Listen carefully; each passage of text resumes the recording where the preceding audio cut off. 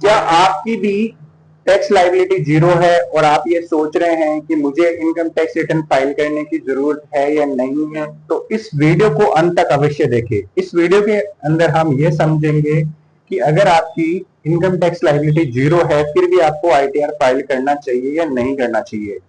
तो मैं सबसे पहले आपको क्लियरली बोलूंगा कि आपको इनकम टैक्स रिटर्न फाइल करना चाहिए। इसके मैं आपको 5 रीजन बताता हूं। तो पहला रीजन है, अगर आपका टीडीएस या टीसीएस कटा हुआ है, जैसे कि आपने कोई गाड़ी खरीदी उस पर आपका टीसीएस कटा हुआ है, या फिर आपकी फ्रीलांसिंग या डिविडेंड से इनकम है उस पर टीडीएस कटा हुआ है, तो अगर आप आईटीआर फाइल नहीं करेंगे तो ये जो टीडीएस और टीसीएस कटा हुआ है वो आप रिफंड क्लेम नहीं कर पाएंगे। एक आईटीआर ही एकमात्र ऐसा तरीका है जिसके थ्रू आप अपना रिफंड क्लेम कर सकते हैं।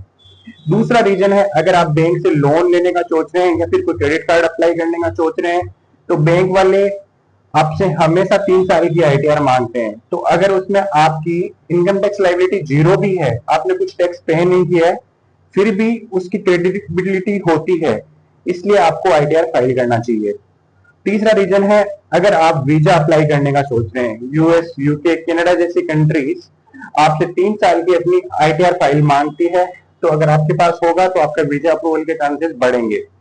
चौथा है, आपके अगर स्टॉक्स में, म्यूचुअल फंड में या फिर ऑप्शन ट्रेडिंग में किसी में भी अगर आपका लॉस हुआ है और उस लॉस को आप कैरी फॉरवर्ड करना चाहते हैं आने वाले सालों में, तो अगर आपने आईटीआर फाइल नहीं किया है तो वो लॉस आगे आने वाले सालों में प्रॉफिट से एडजस्ट नहीं हो पाएगा, तो इसलिए आईटीआर फाइल करना जरूरी है। पांचवा रीजन है, इनकम टैक्स के पास सारा डेटा अवेलेबल है, उनके पास एएस और टीआईएस फॉर्म है जिसमें उनके पास सारी इंफॉर्मेशन अवेलेबल है। अगर आप आईटीआर फाइल नहीं भी करते हैं तो आपके पास नोटिस आ सकता है, क्योंकि वो सारे ट्रांजेक्शन ट्रैक करते हैं।